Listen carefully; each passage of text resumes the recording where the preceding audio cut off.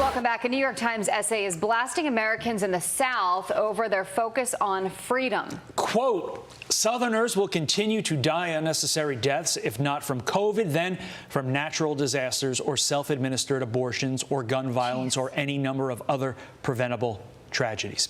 Yep.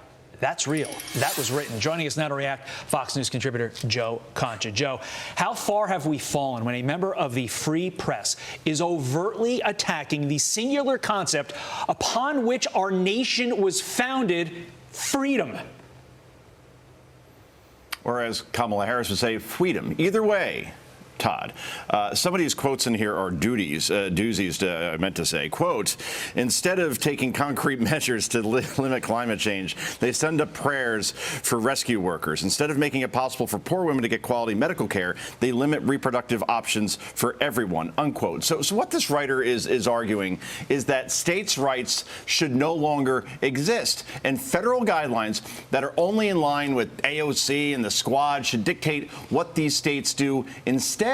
That sound you hear right now, that's the founding fathers rolling over in their graves, guys. Also, I mean, yes, but that aside, you know what I'm tired of, Joe? I'm tired of people being grouped into a box, whether it be you live down south, you must think this way. You're a Republican, you must think this way. You're a Democrat, you must think this way. What happened to people being individuals and having their own thought? Oh, Jillian, it's all about, Is this wishful thinking on my part? Yes.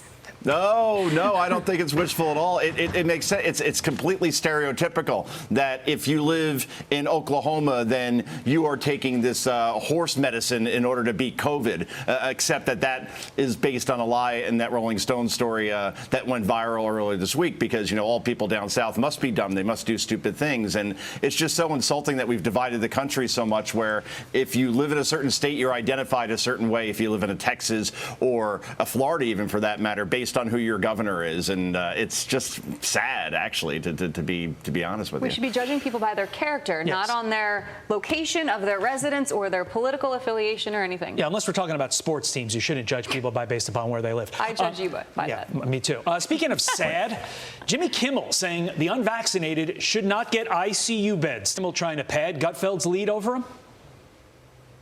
Oh, well, if you look at Jimmy's numbers compared to Gutfeld's, that's not going to happen anytime soon. And remember Jimmy Kimmel, who he is, right? He's the guy who once mocked NBA icon Karl Malone by wearing blackface. Right. And now is saying that if you're unvaccinated, you should not get an ICU bed, right? That's essentially advocating a death sentence by denying those people health care. And by the way, African Americans in this country represent the lowest number of those vaccinated when you break it down by race, just 40%, unfortunately. For context, 50% of whites are vaccinated. That's 10 points higher. 67% of Asians are vaccinated. That's 27 points higher. So Kimmel was saying if you're black and you're unvaccinated, you shouldn't get treatment. And this is why late night comedy is so insufferable, because of Kimmel, the Pope of late night, or Colbert or Seth Meyers, who will never be confused with Carson or Leno or a younger Letterman. And that's why you're seeing Gutfeld have the success that he is, quite frankly, because those shows that you see on ABC and CBS and NBC, it's basically just watching an extension of CNN, just with more comedy writers who are just doing political comedy anyway.